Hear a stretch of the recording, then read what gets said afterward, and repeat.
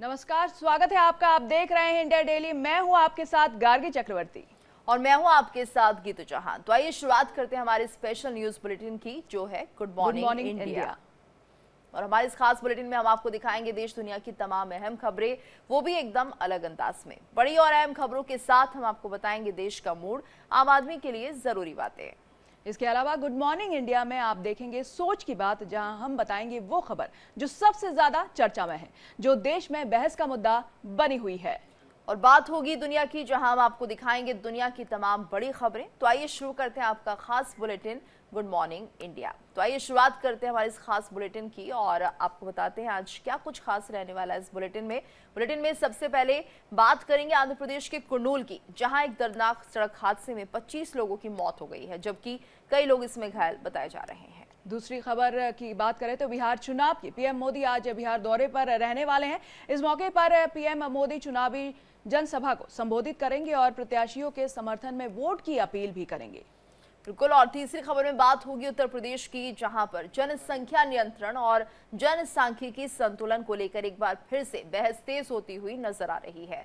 लखनऊ की सरोजिनी नगर सीट से बीजेपी के विधायक राजेश्वर सिंह ने इस बहस को आगे बढ़ाते हुए प्रदेश में एरिया वाइज डेमोग्राफिक पॉलिसी लागू करने की भी मांग की है। वही चौथी और आखिरी खबर की बात करें तो दिल्ली में करेंगे जो है कृत्रिम वर्षा कराने की तैयारी पूरी हो गई है। आईआईटी कानपुर की टीम बादलों का इंतजार कर रही है और मौसम अनुकूल होते ही कृत्रिम वर्षा कराई जाएगी, जिससे दिल्ली में प्रदूषण का स्तर कम करने में मदद मिलेगी और लोगों को स्वच्छ हवा मिलेगी। बिल्कुल। तो इन सभी खबरों को एक एक कर हम आपको विस्तार से बताएंगे। आइए शुरुआत करते हैं आंध्र प्रदेश की खबर के साथ, जो कि कुर्नूल में भीषण सड़क हादसे से जुड़ी हुई है और एक बाइक से टक्कर के बाद यात्रियों से भरी बस में यहां पर भयंकर आग लग गई। तो आग कितनी भयंकर थी, इसका अंदाजा इसी बात से लगाया जा सकता है कि कुछ ही मिनट में बस पूरी तरह से जलकर राख हो गई। और हादसे के वक्त बस में करीब 40 यात्री सवार थे, जिनमें से 25 लोग आग में झुलसकर मर गए हैं। वहीं कुछ लोग किसी तरह अपनी जान बचाने में सफल हो पाए।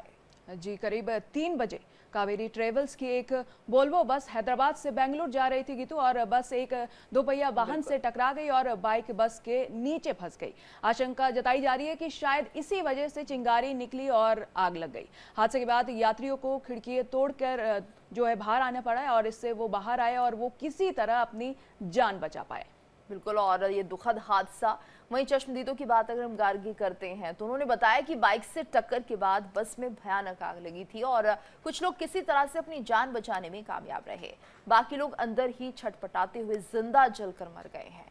रात होने की वजह से समय पर मदद भी नहीं मिल पाई, जिसके कारण अधिक जानमाल का नुकसान हुआ है। फिलहाल बचाव और अग्निशमन कार्य जारी है और अधिकारियों ने अभी तक मृतकों की जो सही संख्या है उसकी भी पुष्टि नहीं की है।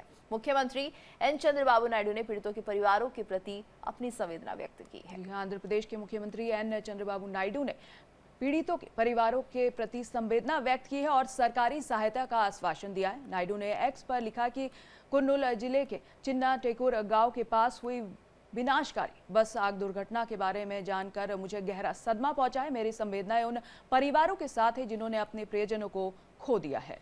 तो दुखद हादसा है और ऐसे में यहाँ पर उन्होंने शोक भी व्यक्त किया है इस ट्वीट के जरिए। चलिए आगे बढ़ते हैं। बिहार विधानसभा चुनाव से जुड़ी खबर आपको बताते हैं, जहां पीएम मोदी शंखनाद करने जा रहे हैं। तो बिहार विधानसभा चुनाव के लिए पीएम मोदी आज अपने शुक्रवार को समस्तीपुर और बेगूसराय में एनडीए के प्रत्याशियों के समर्थन में जनसभा को संबोधित करेंगे। तो पीएम मोदी सबसे पहले समस्तीपुर पहुंचेंगे और यहां से वो कर्पूरी ग्राम जाएंगे, जहां जननायक कर्पूरी ठाकुर स्मृति भवन में जाकर उनकी मूर्ति पर माल्य अर्पण करेंगे। इसके बाद दूधपुरा एयरपोर्ट मैदान में चुनावी जनसभा को भी संबोधित करेंगे। जी, वहीं पर प्रधानमंत्री मोदी की जनसभा के जो कार्यस्थल है वो सुरक्षा का पुख्ता इंतजाम जो है व्यवस्था कर दी गई है गीतू। 4 लेयर में उनकी सुरक्षा व्यवस्था को एसपीजी के साथ साथ लोकल पुलिस भी संभालेगी। हेलीपैड स्मृति भवन के साथ साथ दूधपुरा स्थित जनसभा के लिए बनाए गए मंच की सुरक्षा की कमान एसपीजी के हाथ में रहेगी। बिल्कुल। और ऐसे में देखिए वीआईपी गैलरी की अगर हम बात करते हैं तो पैरामिलिट्री फोर्स को यहां पर तैनात किया जाएगा। तीसरे और चौथे लेयर में बीएमपी और जिला पुलिस के जवानों की तैनाती होगी। कर्पूरी ग्राम से दूधपुरा तक 1000 से ज्यादा पुलिस के जवानों को लगाया गया है। तो सभा स्थल पर जाने के लिए सभी लोगों को जांच की प्रक्रिया से भी गुजरना होगा। वहीं समस्तीपुर में जनसभा को संबोधित करने के बाद पीएम मोदी हेलीकॉप्टर से बेगूसराय के लिए रवाना हो जाएंगे और पीएम मोदी बेगूसराय के उलाव एयरपोर्ट पर लैंड करेंगे। फिर एयरपोर्ट पर ही बने जनसभा स्थल से बेगूसराय समेत 4 जिलों के 12 प्रत्याशियों के लिए जनता से वोट अपील करेंगे। देखिए, जिस तरह से लगातार अब हम देख रहे हैं बिहार विधानसभा चुनाव नजदीक आ रहा है, तो ऐसे में लगातार धुआंधार प्रचार हो रहा है। और ये देखिए गार्गी जिस तरह से स्टार प्रचारकों की लिस्ट तैयार कर दी थी बीजेपी ने, कौन कौन उनके लिए चुनाव प्रचार करेगा, और शायद यही वजह है जिसके चलते हम देखते हैं कि बहुत धुआंधार तरीके से प्रचार जब होता है तो लोगों के बीच पहुंचने की ये पूरी प्रक्रिया होती है, जनसभाएं की जाती हैं, लोगों को बताया जाता है आखिर क्या कुछ सरकार जब सत्ता में आएगी तो काम करेगी। वहीं अगर महागठबंधन की हम बात करते हैं, वहां पर सीटों के बंटवारों को लेकर ही लगातार बहुत लंबा समय निकल गया और शायद यही वजह थी जिसके चलते चुनाव प्रचार कैसे होगा उस पर फोकस ज्यादा नहीं हो पाया। लेकिन अगर हम एनडीए की बात करें तो पूरी लिस्ट पहले ही तैयार हो गई थी, कौन कौन से स्टार प्रचारक हैं जो कि चुनावी मैदान में यहाँ पर रहेंगे। और वहीं और ज्यादा जानकारी के लिए बात करते हैं हमारी संवाददाता दृष्टि गुप्ता से। दृष्टि, क्या जानकारी, पीएम मोदी आज समस्तीपुर से चुनावी शंखनाद करने जा रहे हैं, क्या कार्यक्रम? देखिए, प्रधानमंत्री अभी तक घर इस तरीके से कह सकते हैं कि अनौपचारिक तौर पे उन्होंने ये कहा था कि रन फॉर बिहार और बिहार के बुजुर्गों से संवाद, इस तरह को दिल्ली से ही बैठ करके घोषणा करते थे। लेकिन आज औपचारिक तौर पे उनकी पहली जो जनसभा है वो बिहार से शुरू हो रही है। और मैं आपको बता दूं कि ये बहुत अच्छी बात है कि जननायक कर्पूरी ठाकुर के कर्पूरी ग्राम से वो उनको श्रद्धांजलि भी देंगे और वहीं से इस चुनावी सभा की शुरुआत करेंगे जो कि 11 बजे है। और उसके बाद फिर वो 12:15 बजे के लगभग समस्तीपुर जाएंगे, वहां पे जनसभा करेंगे और फिर 2 बजे वो बेगूसराय के लिए निकल जाएंगे। तो ये एक बहुत ही इम्पोर्टेंट है। कहा जा रहा है कि भारतीय जनता पार्टी की ओर से एक सामाजिक न्याय के एजेंडे पर जोर देने और विपक्षी गठबंधन के पारंपरिक वोट बैंक में जो एक सेंध लगाने की बात है, जो सोची समझी रणनीति के तौर पर देखा जा रहा है प्रधानमंत्री मोदी के इस कदम को।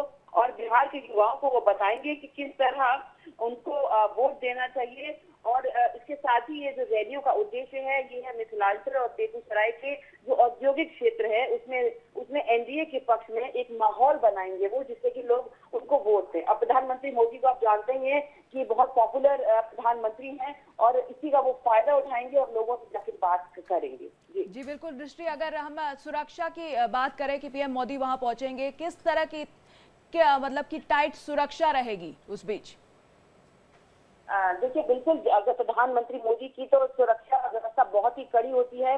3 घंटे पहले से जितने भी रूट्स हैं वो सब बंद कर दिए जाते हैं, कोई भी व्यक्ति अंदर आ नहीं सकता है। और जितने भी इम्पोर्टेंट लोगों को इन्विटेशन होता है वो सारे लोग एक बहुत ही जटिल प्रोसेस होती है सिक्योरिटी की, उससे लेयर से निकल करके जाते हैं। उसमें इसके अलावा उसमें एनएसजी होते हैं, सीआरपीएफ होते हैं और पुलिस के जवान होते हैं और बहुत ही इम्पोर्टेंट जो उनकी सुरक्षा व्यवस्था रहती है, 3-4 लेयर की सुरक्षा व्यवस्था रहती है। ऐसे में देखिए, अगर जनसभा को वो संबोधित करेंगे तो कम से कम 1-1.5 किलोमीटर के दायरे में तो कोई भी नहीं होगा। उसके बाद फिर लोग होंगे, क्योंकि देखिए जिस तरीके से उनके लिए लोगों में जो क्रेज है उसको देखते हुए सिक्योरिटी होती है। प्रधानमंत्री वो है ही, लेकिन साथ ही वो जनसभा को इस तरीके से संबोधित करते हैं कि लोग उनको सुनने के लिए बहुत बड़ी तादाद में वहां पर आते हैं। तो ये एक बहुत बड़ी बात है देखी जा रही है बिहार में। बिहार दौरे की औपचारिक जो एक घोषणा है वो आज से प्रधानमंत्री बेगूसराय से और समस्तीपुर से शुरू करने वाले। बिल्कुल। और दृष्टि, देखिए स्टार प्रचारकों की लिस्ट पहले ही बीजेपी ने बना ली थी और हमने इससे पहले देखा सीएम योगी आदित्यनाथ भी बिहार पहुंचे थे और उन्होंने भी चुनाव प्रचार किया था। क्या लग रहा है, पीएम मोदी तो आएंगे ही, लेकिन उनके अलावा और कौन से बड़े चेहरे हैं जो आने वाले समय में हम देखेंगे? देखिए, बिल्कुल अगर बात करें अमित शाह की, जेपी नड्डा की, इसके अलावा रविशंकर प्रसाद हैं, वो भी बिहार से हैं और वो भी आएंगे। इसके अलावा रेखा गुप्ता है, मनोज तिवारी है और रवि किशन है। इसके अलावा जितने भी स्टार प्रचारक है, सम्राट चौधरी सब वहाँ पर हैं ही, ये सब लोग बाकायदा जाएंगे और स्टार प्रचारक के तौर पर काम करेंगे और बीजेपी को एनडीए को वोट दिया जाए इसके लिए माहौल बनाएंगे ताकि लोग इनके पास आए, इनसे मिले, इनकी बात को सुने। बिल्कुल दृष्टि, और आप इस खबर पर नजर बनाए रखिएगा, आपसे अपडेट लेंगे। धन्यवाद आपका इस पूरी जानकारी के लिए। वहीं उत्तर प्रदेश में जनसंख्या नियंत्रण और जनसांख्यिकी संतुलन को लेकर एक बार फिर बहस तेज होती नजर आ रही है। लखनऊ की सरोजनी नगर सीट से भारतीय जनता पार्टी के विधायक राजेश्वर सिंह ने इस बहस को आगे बढ़ाते हुए प्रदेश में एरिया वाइज डेमोग्राफिक पॉलिसी लागू करने की मांग की। ईडी के पूर्व अधिकारी और सुप्रीम कोर्ट के वकील रहे राजेश्वर सिंह ने इस संबंध में मुख्यमंत्री योगी आदित्यनाथ को एक चिट्ठी लिखी है। इसमें उन्होंने राज्य में हिंदू और मुस्लिम आबादी के आंकड़ों में तुलनात्मक असंतुलन को लेकर अपनी चिंता जाहिर की है। वहीं रिपोर्ट के मुताबिक राजेश्वर सिंह ने अपने पत्र में 1951 और 2011 की जनगणना के आंकड़ों का हवाला देते हुए एक गंभीर दावा किया है। उन्होंने कहा कि बीते 6 दशकों में राज्य में हिंदू आबादी में 5% की गिरावट आई है, जबकि इसी अवधि में मुस्लिम आबादी में उतनी ही बढ़ोतरी दर्ज की गई है। तो विधायक का साफ कहना है कि उत्तर प्रदेश भारत के जनसांख्यिकी संतुलन के केंद्र में है और अगर ये संतुलन अनियंत्रित रूप से बिगड़ा तो इससे सामाजिक सद्भाव और विकास दोनों को भारी नुकसान पहुंचेगा। जी बिल्कुल, राजेश्वर सिंह ने अपने पत्र में साफ किया कि ये प्रस्ताव किसी समुदाय विशेष के खिलाफ नहीं है। उन्होंने ये बात साफ लिखी है, बल्कि इसका लक्ष्य शिक्षित, न्याय संगत और सद्भावपूर्ण उत्तर प्रदेश का निर्माण करना है। राजेश्वर सिंह का कहना है कि एरिया वाइज डेमोग्राफिक पॉलिसी का मकसद शिक्षा, स्वास्थ्य, परिवार नियोजन और पलायन प्रबंधन जैसे क्षेत्रों में टारगेटेड हस्तक्षेप कर संतुलित जनसंख्या वृद्धि, महिला सशक्तिकरण और सामाजिक सद्भाव सुनिश्चित करने का है। देखिए, जिस तरह से ये पूरी तरह से बात सामने आई है, यूपी में जनसंख्या नियंत्रण पर बहस लगातार छिड़ी हुई है और ऐसे में समझना होगा कि आखिर किस तरह से ये संतुलन होगा, क्योंकि इसको लेकर जो बहस है वो बहुत ज़्यादा अब तेज़ होती हुई दिख रही है। लखनऊ की सरोजनी नगर सीट से भारतीय जनता पार्टी के विधायक राजेश्वर सिंह ने इस बहस को और आगे बढ़ाया है और प्रदेश में एरिया वाइज डेमोग्राफिक पॉलिसी लागू करने की मांग की है। तो ईडी के पूर्व अधिकारी और सुप्रीम कोर्ट के वकील भी रहे राजेश्वर सिंह और उन्होंने इस संबंध में सीएम योगी आदित्यनाथ को एक चिट्ठी भी लिखी है। इसमें उन्होंने राज्य में हिंदू और मुस्लिम आबादी के आंकड़ों में तुलनात्मक असंतुलन को लेकर अपनी चिंता व्यक्त की है। तो अगर एक रिपोर्ट की बात करें तो उसके मुताबिक राजेश्वर सिंह ने अपने पत्र में 1951 और 2011 की जनगणना के आंकड़ों का हवाला दिया है और ये दावा भी किया है उन्होंने कि बीते 6 दशकों में राज्य में हिंदू आबादी में 5% की गिरावट आई है, जबकि इसी अवधि में मुस्लिम आबादी में उतनी ही की बढ़ोतरी दर्ज की गई है। तो विधायक का साफ कहना है कि उत्तर प्रदेश भारत के जनसांख्यिकी संतुलन के केंद्र में और अगर ये संतुलन अनियंत्रित रूप से बिगड़ा तो इससे सामाजिक सद्भाव और विकास दोनों को भारी नुकसान पहुंचेगा। और ज्यादा जानकारी के लिए बात करेंगे, हमारे साथ अभिषेक पांडे ब्यूरो चीफ जुड़ गए हैं लखनऊ से। अभिषेक, आखिर ये जो बयान सामने आ रहा है जनसांख्यिकी असंतुलन, तो इसका मतलब क्या है, क्या मायने हैं और चिट्ठी के जरिए क्या कुछ हो सकता है? देखिए, बीते 6-7 दशकों की अगर बात कर लें, 1951 से अगर हम बात कर लें तो इतना डाइवर्सिफाइड हो चुका है ये जनसंख्या का असंतुलन कि अब इस पर चर्चा होने लगी है। कुछ दिन पहले आपको याद होगा कि संभल में एक रिपोर्ट आई थी, उसमें बताया गया था कि हिंदुओं की आबादी किस कदर वहां पर कम हुई है। सिर्फ एक जिले की बात नहीं है, बहुत सारे ऐसे जिले हैं पश्चिमी उत्तर प्रदेश के या फिर आप कह सकते हैं पूर्वी उत्तर प्रदेश के, जहां पर जनसंख्या का असंतुलन अलार्मिंग स्टेज पर है। संतुलन जो होना चाहिए, जिस ग्रोथ रेट के साथ बदलाव होना चाहिए, उसको बाहर हो चुका है। इन्हीं सब बातों को देखते हुए भाजपा के एमएलए हैं लखनऊ के सरोजनी नगर विधानसभा सीट से, उन्होंने एक चिट्ठी लिखी है कि हमको क्षेत्र वाइज यानी एरिया वाइज हमको कुछ पॉलिसी में बदलाव करना होगा, जिससे जो जनसंख्या का असंतुलन है उसको रोका जा सके और क्षेत्र के हिसाब से जब हम बदलाव करेंगे तो उस क्षेत्र का विकास होगा। ज्यादातर जनसंख्या का असंतुलन 2-3 कारणों से होता है। एक तो धार्मिक कारण इसके हैं, दूसरा अशिक्षा होती है। अगर इसको हम संतुलित कर ले आएंगे तो विकास उन क्षेत्रों का होगा। देखिए, कुछ दिन पहले ही यूपी लॉ कमीशन ने भी अपनी एक रिपोर्ट दी थी, मुझे याद है तकरीबन 2 साल पहले। उसने भी इस बात का जिक्र किया था कि एक पॉलिसी तैयार की जानी चाहिए, क्योंकि जनसंख्या का संतुलन बहुत बुरी तरह बिगड़ रहा है। जिस रेशियो में बदलाव होना चाहिए हर क्षेत्र में, हर सेक्टर में, उससे अलग चल रहा है। 5% हिंदुओं की आबादी गिरी है और इतनी ही मुसलमानों की बढ़ी है। फर्टिलिटी रेट बहुत तेजी से प्रभावित हुआ है। तो इन तमाम फैक्टर्स को देखते हुए इस पर एक पॉलिसी बनाने की बात की जा रही है। लॉ कमीशन पहले रिपोर्ट दे चुका है और अब भाजपा के विधायक ने भी एक गंभीर विषय को उठाते हुए सवाल बनाए हैं कि हमको क्षेत्र के हिसाब से, जिन क्षेत्रों में जनसंख्या का संतुलन ज्यादा है वहां पर इंसेंटिव्स देने होंगे, वहां पर एजुकेशन के नए तरीके से काम करने होंगे। जिन जिन जिलों में ये समस्या ज्यादा है वहां पर हमको ज्यादा फोकस करना होगा। तो क्लस्टर वाइज अलग अलग क्षेत्रों में काम करके इस असंतुलन को रोकने की वकालत की गई है और ये कहा गया कि इस पर काम करना जरूरी है, नहीं तो भविष्य में सामाजिक विद्वेष भी बढ़ेगा और लोगों को लेकिन दिक्कत अभिषेक, ये होगा कैसे, किस तरह की पॉलिसी बनाई जाएगी, क्योंकि यहाँ पर लोगों को साक्षर करना बहुत जरूरी है और बड़ी अहम भूमिका भी ये निभाएगा। तो क्या इसको लेकर हम ये माने एजुकेशन पॉलिसी में बदलाव देखने को मिलेगा, लोगों को जागरूक किया जाएगा, जिस तरह से जनसंख्या में वृद्धि हो रही है और दूसरे फैक्टर्स जिनसे कि जनसंख्या को कंट्रोल किया जा सके और बैलेंस किया जा सके? जी हाँ, देखिए बिल्कुल लॉ कमीशन ने इन बातों को डायरेक्टिव्स की तरफ से निर्देश के तौर पर, परामर्श के तौर पर सरकार को सौंपा था कि एजुकेशन पर सबसे ज्यादा फोकस करना चाहिए।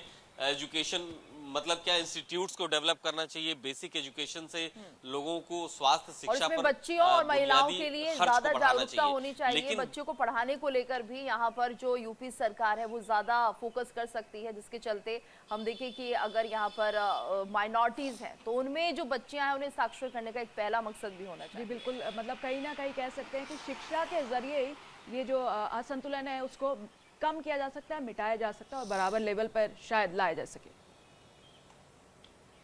अभिषेक, जी हाँ, देखिए बिल्कुल उसी बात को मैं कंटिन्यू करूंगा कि एजुकेशन सबसे बड़ा फैक्टर है। एजुकेशन से आपका स्वास्थ्य भी प्रभावित होता है, आपकी घरेलू दिनचर्या प्रभावित होती है और आपकी सोच भी प्रभावित होती है। इसलिए एजुकेशन पर सबसे ज्यादा काम करने की जरूरत है। हालांकि जो बीजेपी एमएलए ने जो अपनी एरिया वाइज डेवलपमेंट प्लान बनाया, एडीपी जिसको नाम दिया है, उसमें उन्होंने लिखा है कि जहां पर असंतुलन ज्यादा है वहां के हिसाब से नीतियां बनाई जाएं, वहां पर समस्याएं क्या है। मतलब पूरे उत्तर प्रदेश के लिए अगर हम एक पॉलिसी बनाएंगे तो सब जगह एक तरह काम नहीं कर पाएगी, क्योंकि कुछ एरियाज है, आप पश्चिमी उत्तर प्रदेश का संभल है, मुरादाबाद है, रामपुर है, यहाँ की समस्याएं दूसरी हैं, लखनऊ की समस्या दूसरी है। तो ऐसे में हर क्षेत्र के हिसाब से पॉलिसी बनाई जाए ताकि इस जनसंख्या असंतुलन को रोका जा सके। बिल्कुल, धन्यवाद अभिषेक इस पूरी जानकारी के लिए। और ऐसे में लगातार अब ये बहस का मुद्दा है कि आखिर किस तरह की पॉलिसीज बननी चाहिए। चलिए आगे बढ़ते हैं। प्रदूषण की मार झेल रही राजधानी दिल्ली में अब कृत्रिम बारिश कराने की तैयारी हो रही है और इसकी जानकारी खुद दिल्ली की सीएम रेखा गुप्ता ने दी है। सीएम रेखा गुप्ता ने एक्स पर पोस्ट कर कहा, दिल्ली में पहली बार क्लाउड सीडिंग के जरिए कृत्रिम बारिश कराने की तैयारियां पूरी कर ली गई हैं। विशेषज्ञों ने बुराड़ी इलाके में इसका सफल परीक्षण भी किया है। जी बिल्कुल, और कहा यह जा रहा है कि मौसम विभाग ने 28, 29 और 30 अक्टूबर को बादल छाए रहने की संभावना जताई। अगर हालात अनुकूल रहे तो 29 अक्टूबर को दिल्ली में पहली बार कृत्रिम बारिश होगी। ये पहल न केवल तकनीकी दृष्टि से ऐतिहासिक है बल्कि दिल्ली में प्रदूषण से निपटने के लिए एक वैज्ञानिक तरीका भी स्थापित करेगी।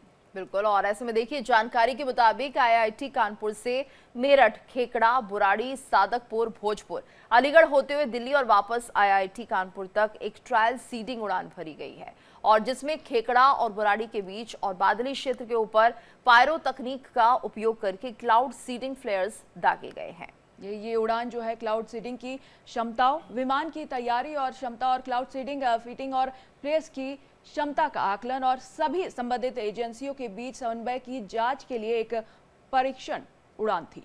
तो देखिए, क्लाउड सीडिंग एक वैज्ञानिक तकनीक है जिसका उपयोग वायुमंडल में कुछ पदार्थों को फैलाकर बारिश बढ़ाने के लिए किया जाता है, जो बादलों के संघनन और बारिश को प्रोत्साहित करती है।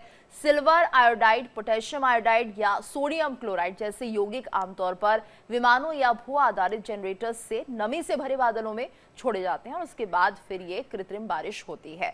और ज्यादा जानकारी के लिए बात करेंगे संवाददाता दृष्टि गुप्ता से। दृष्टि, जिस तरह से हम देख रहे हैं पर्यावरण को एक बड़ा नुकसान पहुंचा है, AQI लगातार बढ़ता हुआ दिख रहा है, अब ऐसे में कृत्रिम बारिश कराई जाएगी, कितनी तैयारी दिल्ली सरकार ने की है और कब तक ये हो पाएगा?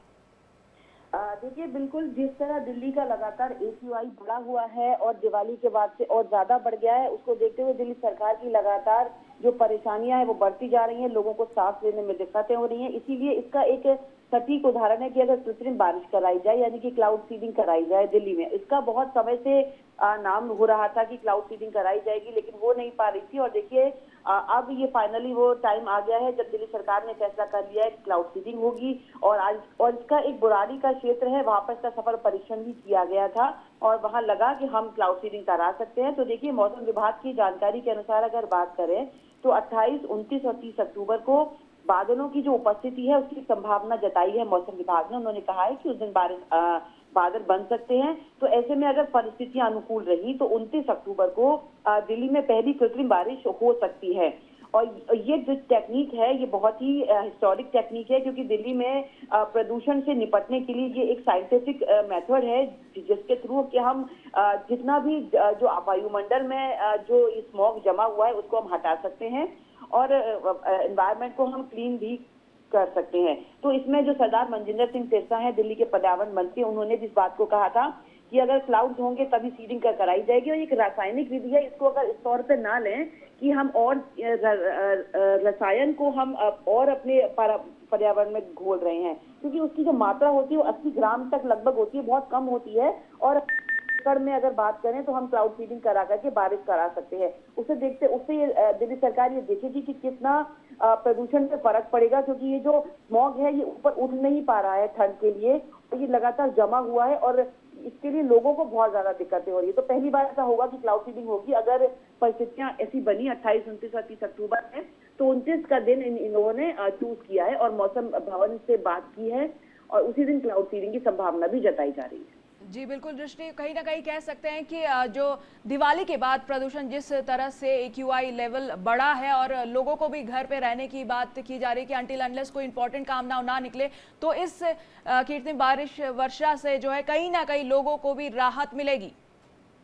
देखिए बिल्कुल, लगातार ये बात पहले से हो रही थी कि दिवाली आने वाली है और इसके बाद सबसे बड़ी समस्या AQI की होती है। दिल्ली में पहले से ही 335 AQI था और जिससे धीरे धीरे लोगों को समस्याएं आ रही थी। दिल्ली सरकार ने हालांकि इसके लिए काम भी बहुत किए और उनका ये कहना है कि हमने इलेक्ट्रिक व्हीकल्स चलाए हैं, जितने ब्राउन हो रही है उसको ग्रीन किया जा रहा है, साथ ही स्मोक टावर्स भी बनाए जा रहे हैं और 500 जहाँ पे कंस्ट्रक्शन साइट है वहां पर भी कई तरीके के ऐसे संयंत्र लगाने के लिए दिल्ली सरकार ने कहा है जिससे कि प्रदूषण को हटाया जा सके। लेकिन दिवाली में लगातार देखिए हल्की सी ठंड बढ़ जाती है और जिस तरह पंजाब के क्षेत्र से पराली जलाने के लिए भी किसानों को मजबूर किया जा रहा है, ऐसा मनजिंदर सिंह सिरसा ने अपनी पीसी में कहा था। उन्होंने बताया था कि उससे भी जितना भी धुआं और स्मॉग है वो सब दिल्ली की तरफ आता है और पटाखों के प्रदूषण के होने के बाद 356 के लगभग अब जो AQI हो गया है। तो इससे क्या कह सकते हैं कि एक तरीके से छुटकारा पाने का ये क्लाउड सीडिंग ही एक ऐसा रास्ता है जिससे कि इंस्टेंट तौर पे दिल्ली को राहत दिलाई जा सकती है। वरना आपने देखा होगा कई साल पहले जब इस तरह का स्मॉग था तो कई हफ्तों तक कई तरह की रोग और बीमारियों से बुजुर्ग और बच्चे तो परेशान थे ही, साथ ही लोग भी अपने ऑफिस नहीं जा पा रहे थे। बिल्कुल दृष्टि, बुराड़ी में ये सफल परीक्षण हुआ है क्लाउड सीडिंग का। क्या माना जाए कि दिल्ली के दूसरे इलाकों में भी जल्द ही ऐसा होगा, यानी वहां पर भी कृत्रिम बारिश कराई जाएगी?